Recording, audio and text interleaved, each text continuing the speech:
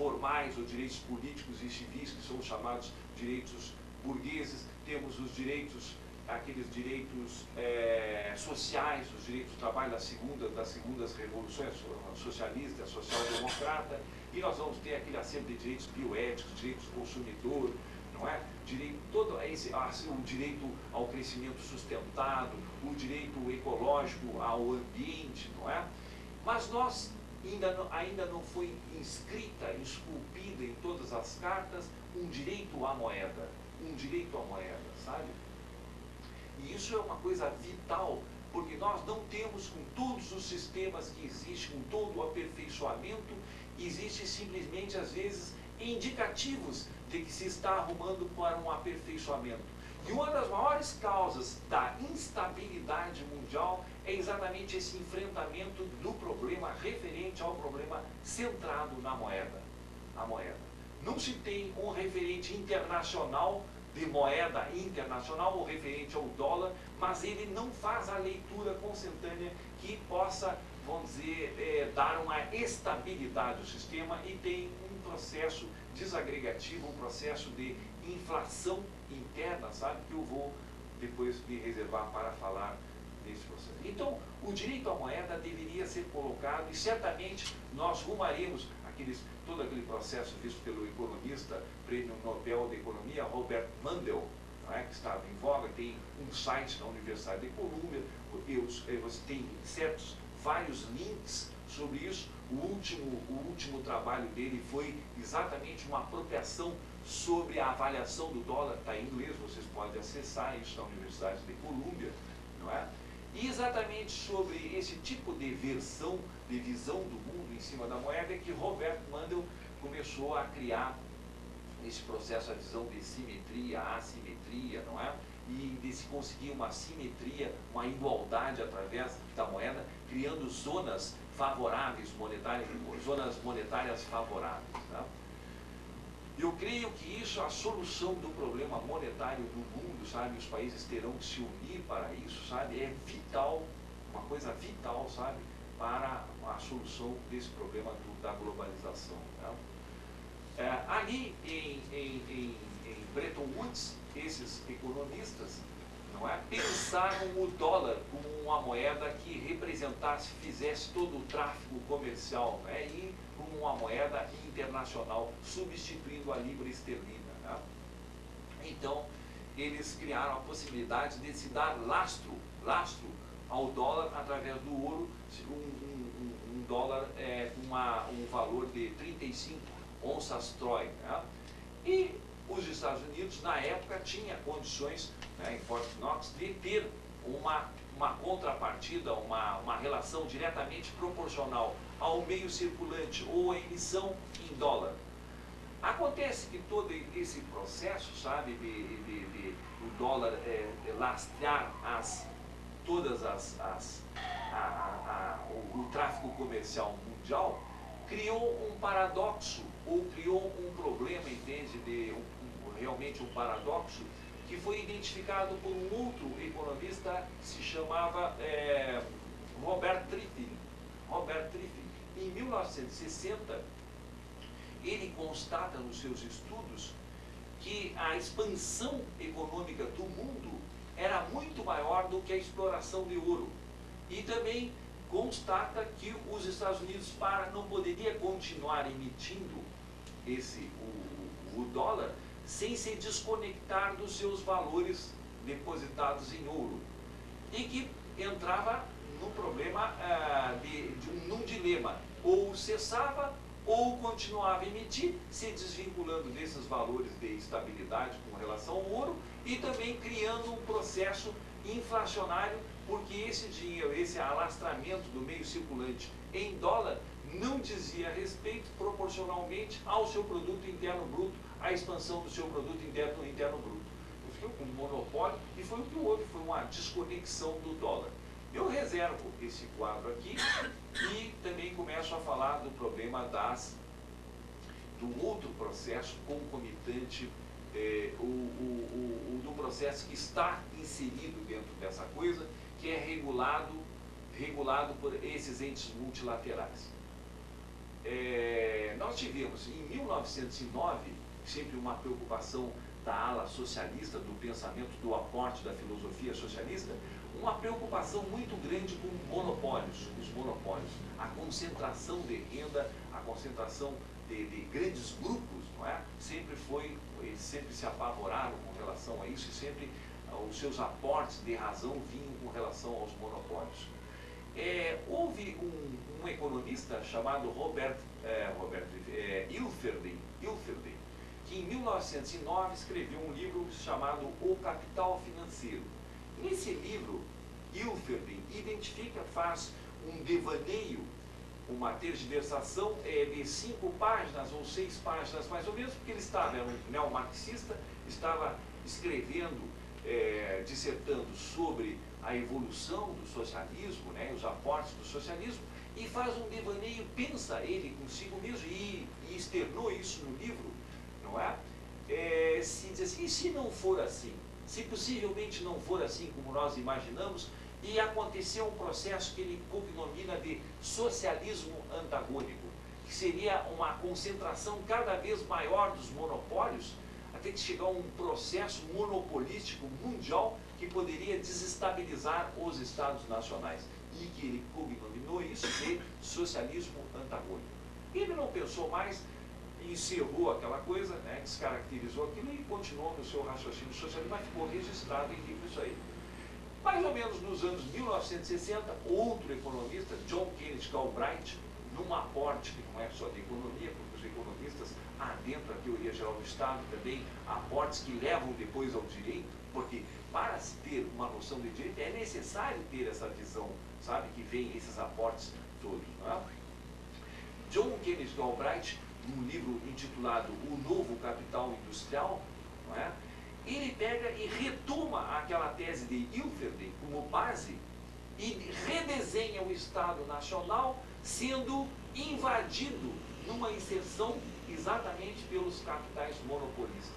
E descreve um processo aético ou até antiético em que essas grandes empresas adentram o Estado Nacional e o que é público passa a se deslocar todas aquelas coisas que nós estudamos em Teoria Geral do Estado, em Direito Constitucional, que coloca exatamente o povo como origem do poder, que vem do contratualismo, todo aquele aporte rico, sabe, que faz exatamente o discernimento, que mostra toda a planta jurídica, que inclusive legitima a nossa atitude, sabe, a tripartição do poder, todas essas coisas, e lhe mostra um processo degenerativo, um processo, entende, que começa a se instalar para dentro do Estado, retirando do povo soberano, retirando exatamente das funções, desvinculando e alterando e colocando exatamente o poder econômico, esse poder econômico.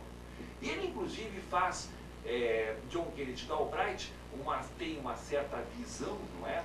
Que tem um outro economista, Marshall, que diz que visualizava, assim, ele sempre tem um problema do mercado, né? Visualizava o mercado como se fosse uma floresta, as empresas inseridas na inserção do mercado como se fosse uma floresta. Ele diz assim, olha, nasce uma árvorezinha, ela vai crescendo, daqui a pouco ela tem aquele ciclo da vida, como nós todos os seres vivos temos, os mortais, não é? E nascem e morrem e vão se substituindo paulatinamente àquela transformação do mercado.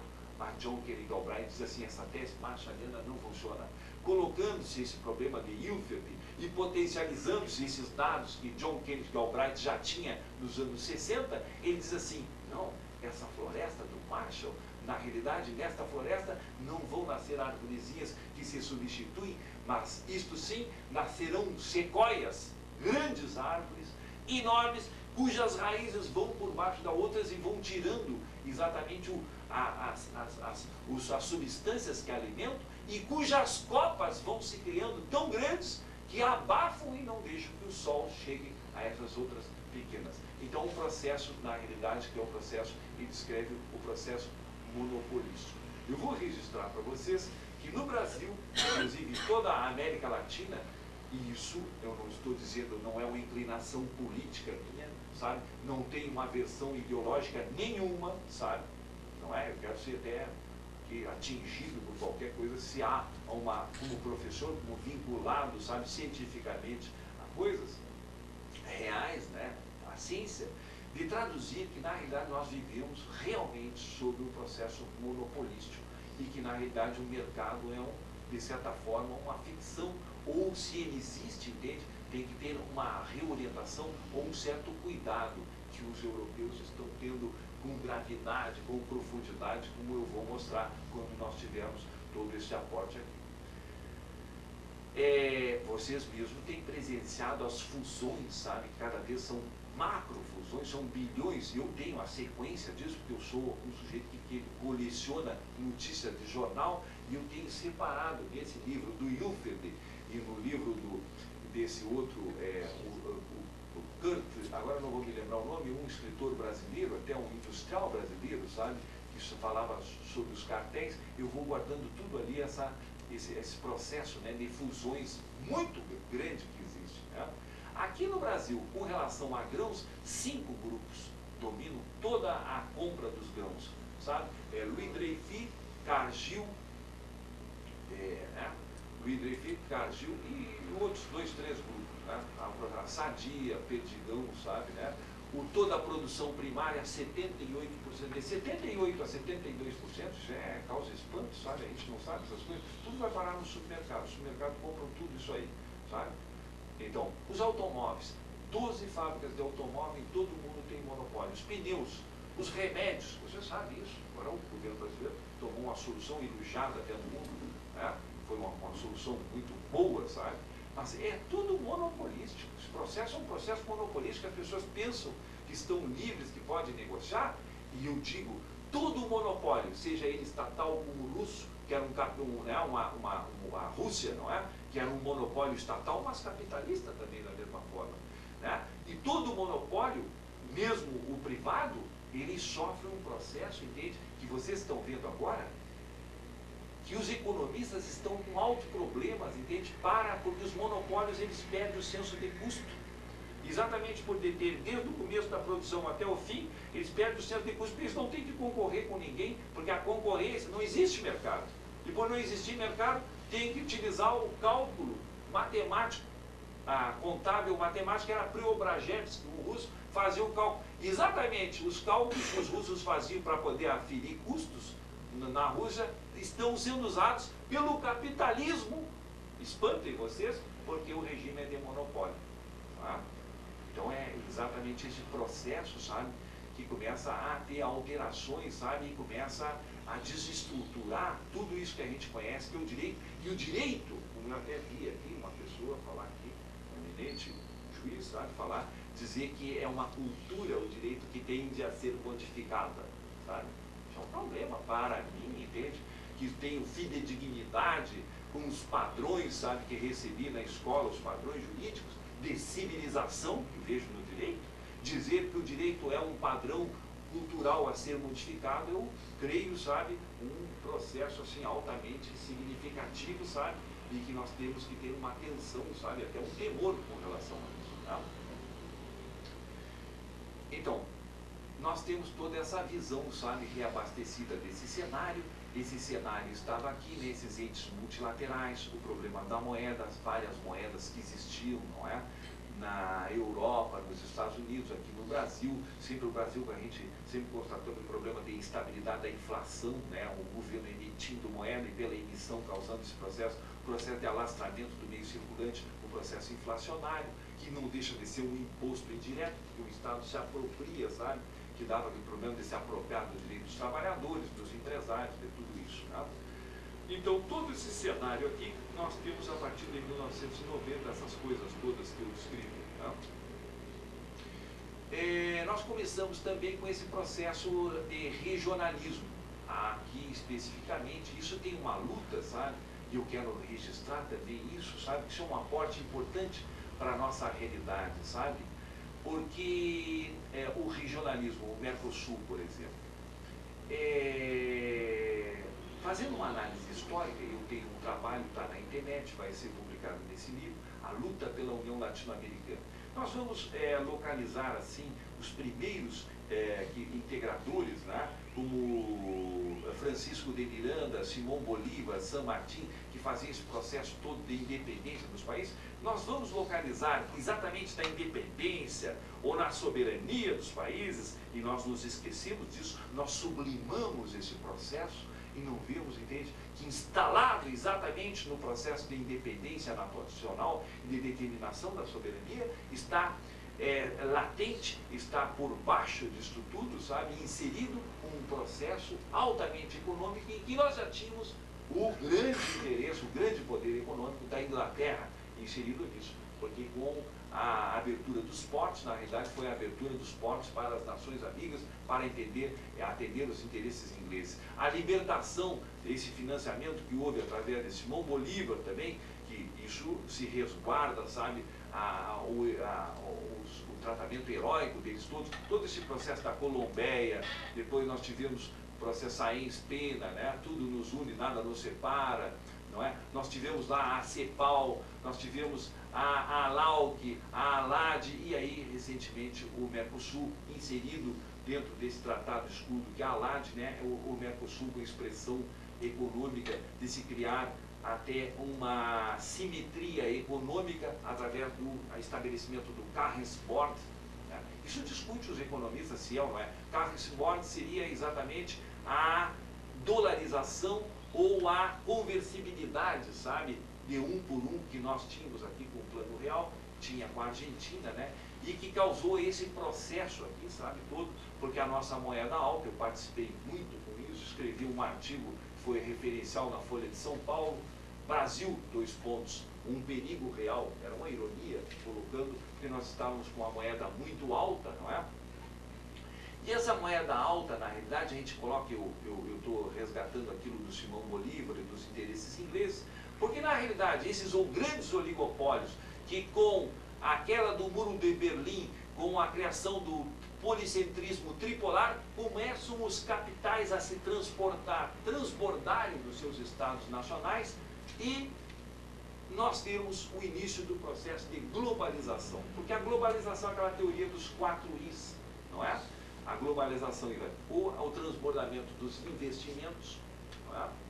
O transbordamento da informação no processo, né? Nós temos o processo da informação, processo dos telefones, processo da internet, sabe, que nos liga, né, em todos os lugares ao mesmo tempo, o dom da ubiquidade, né? Os investimentos, a informação, as indústrias que passam, a teoria dos 4 Is, né? As indústrias também que passam a não ficar só nos países centrais, mas também a racionalizar-se os espaços dentro do globo, porque essas transnacionais, esses oligopólios, através de investimentos, primeiro I, e também da indústria, que precisa se localizar em determinados locais, necessita racionalizar as soberanias dos Estados nacionais. Como elas já estão instaladas através de um associativismo, e está no livro esse Brasil de Getúlio a Castelo, já na Revolução de 64, um associativismo comprovado de 48%. Eu vou dizer o seguinte, eu não sou contra a capital transnacional, sabe? Não sou contra, eu sou contra o processo de desestabilização do Estado Nacional, que se deve regular de alguma forma isso. Não sou contra multinacionais ou contra o processo de oligopolização. O que eu sou é favorável a que se regre esses megapoderes, sabe? Porque eu digo até o seguinte, que um megapoder desses teve um aporte de 14 milhões de dólares para poder fazer o Pro-Pentium, que é uma tecnologia incrível, que no Pentium 4 nós já estamos com a espessura de 3 moléculas somente uma espessura, eles instalam 48 milhões de transistores num pequeno espaço. Isso precisou, qual o doente humano, sabe? Assim como Hegel identificava no Estado Nacional a maior criação do espírito humano, também uma mega empresa dessa, sabe? Não é? É um aparato, não é? Que tem um processo de sinergia violento para exatamente fazer pesquisa. Mas nós temos exatamente, para preservar os direitos e as garantias individuais, a nossa luta agora é exatamente para a limitação desse poder, sabe? Que está completamente fora de controle, às vezes desestabilizando as nações, desestabilizando o comércio internacional e até às vezes nos prejudicando com relação ao problema da bioética, sabe? Porque daqui a pouco estão clonando até humanos, se brigou, se lutou contra o nazismo e de uma hora para outra, de uma forma, sabe, completamente massiva, com marketing de convencimento, começa a se adentrar zonas, sabe, que dizem respeito ao processo ético-axiológico de valores do homem, do ser humano, que se estão representados no Estado Nacional e estão representados também naquela preservação das nossas franquias, das nossas garantias, sabe, que dizem respeito a esses valores, né? Então, esse processo do Mercosul, por exemplo, existia uma cláusula no General Agreement on Trade and Tariff, no artigo 24, parágrafo 1º, né, que permitia a existência do Benelux e também permitia, sabe, a formação do regionalismo, o que se multiplicou, de certa forma, isso de forma. Eu vou trazer aqui a conhecimento, e vocês já devem conhecer, sabe, eu sempre cito isso, Kenichi Omai, sabe, um globalizador japonês, que escreveu um livro que é emblemático, o título do próprio livro, que diz O Fim do Estado-Nação. Nós começamos a sofrer o que ele descreve ali, e isso já estava também previsto por Alvin Toffler. Todo mundo se esquece da terceira onda, mas já estão reproduzidos nesse livro do Alvin Toffler todo esse fenômeno, que na realidade os outros são todos plagiadores ou copiadores, porque estava tudo já reproduzido, até o processo de expansão, sabe, econômica, eu localizei relendo, sabe, o livro do Alvin Toffler, né? E Kenichi Omai diz que as fronteiras são como se fossem, as fronteiras nacionais são como se fossem cicatrizes que restaram na história e que na realidade começam a surgir estados financeiros ou os estados econômicos pela funcionalidade. Você sabe que tem aquele célebre escritor, né, que escrevia sobre Pirandello, né, o personagem em busca de seis autores, faz aquele contraponto entre a função e a potência de ser. Tá? A potência de ser é ser Estado Nacional, mas a função é ser econômico. E começa a haver um processo de descaracterização das fronteiras nacionais pela relativização paulatina das soberanias através desses grandes oligopólios que estão adentrados através das representações políticas, desses lobbies, né, esse processo lobista, todo esse processo que começa a fazer com que exista, e até os Estados nacionais exauridos, né, o nosso problema da dívida, que eu não falei aqui, porque nós começamos exatamente com o processo de crescimento astronômico da dívida, né? E este é outro processo que eu não somei aqui, mas é um processo que está centrado nesta coisa toda. Tem uma referência com o problema da moeda, tem uma referência também com as multinacionais e tem a referência de se tutelar através da dívida, exatamente se colocar de rodilhas, como dizem os castelhanos, né, os portenhos, se colocar de joelhos os Estados nacionais. Nós temos Eduardo Galeano em Venas Abertas de América Latina, sabe, que identifica um processo, sabe, que a América Latina é como se fosse um arquipélago, em que nós estamos com as espaldas volvidas contra nós mesmos, estamos com as costas descostas um para os outros. Esse processo foi identificado na CEPAL, que completa 50 anos, não é? A CEPAL, em que o nosso presidente da República, como economista, participava lá, o Furtado, Celso Furtado, Maria Conceição Tavares, e uma inteligência supra como Raul Prebisch. Esse Raul Prebisch e outros criam conceitos exatamente de centro e periferia, o conceito de crescimento hacia fora e crescimento hacia dentro, crescimento para fora e crescimento para dentro. E lá na CEPAL, com este aporte, eles dizem que o centro-periferia, o centro que seriam os países desenvolvidos, nos limitam ou nos condicionam o nosso crescimento, que o crescimento dos países não seria uma sequência de pequeno, grande e tal, mas haveria um condicionamento em que deturparia, se alteraria, sabe, esse processo natural de crescimento e haveria uma regressão, efeitos regressivos sobre a periferia. Isso o nosso presidente escreveu, os outros todos, um aporte, uma massa crítica importante da CEPAL, que completou agora 50 anos, não é? E eles visualizavam exatamente, em vez de se ter esses corredores de exportações que foram criados pela ditadura de 64, pelo governo militar, exatamente visualizando o escoamento da produção, se criaram através da reforma agrária de porque colocava exatamente o capital fundiário, com um capital estabilizado, rentista, sabe, né? De se fazer fazer essas reformas e se industrializar o processo, criar uma industrialização, e esse processo necessariamente precisaria desse aporte desses grandes oligopólios, e por isso então fechariam, sabe, toda essa coisa para se fazer através do regionalismo se criar uma simetria monetária que nós estávamos falando, que é através de um regime de Carlsbad, adotando o dólar com uma paridade cambial, não é? Se construir através dessa simetria esse processo. Aqui no Brasil se deu falha porque a moeda altamente elevada, ela causa um processo de importação, né? Começa a se importar tudo e se tranca a produção interna, sabe, a produção das pequenas empresas, das micro, pequenas e médias empresas, através da importação se tem a sustentação dos preços para mantimento da moeda, através exatamente de um processo, sabe, altamente catastrófico, né?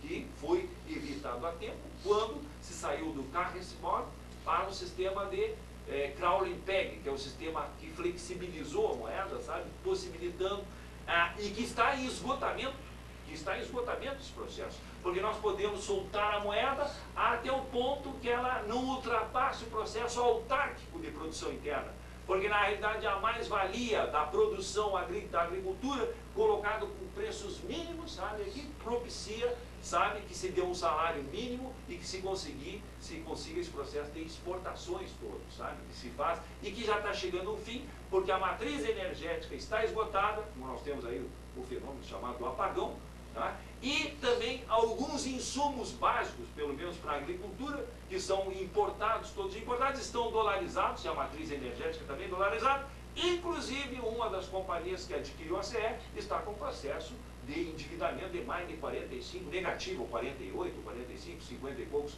milhões de dólares esse ano, tá? Que é um processo que está em esgotamento. Nós vamos entrar num processo inflacionário, quer queiram ou quer não queiram, que tem um processo, sabe, não sei aonde vai parar essa coisa toda.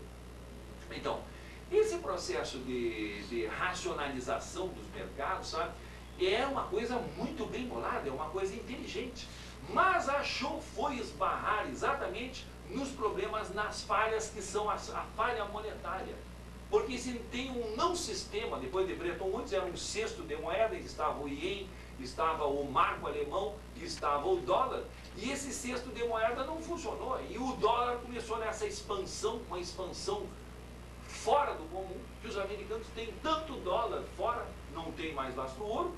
O déficit americano mensal é de 30 bilhões de dólares, 300 bilhões anuais.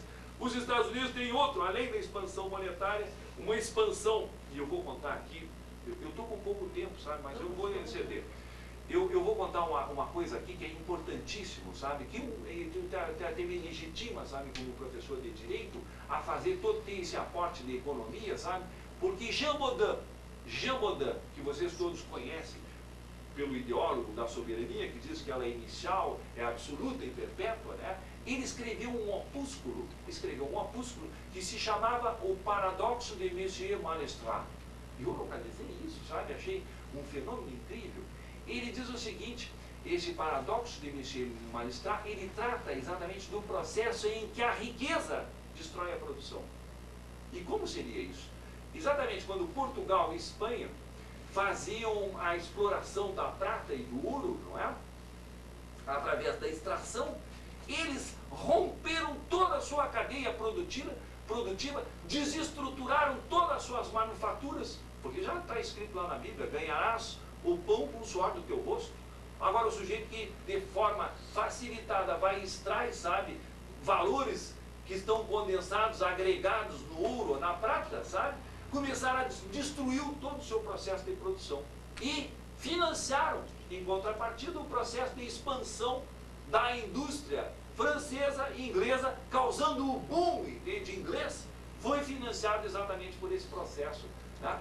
Então eu quero registrar aqui também outro fenômeno, que agora nós não temos o fenômeno do ouro ou da metalização, como se chama, mas na realidade nós temos um processo que é aqueles economistas no começo identificaram a chamada lei de Gresham.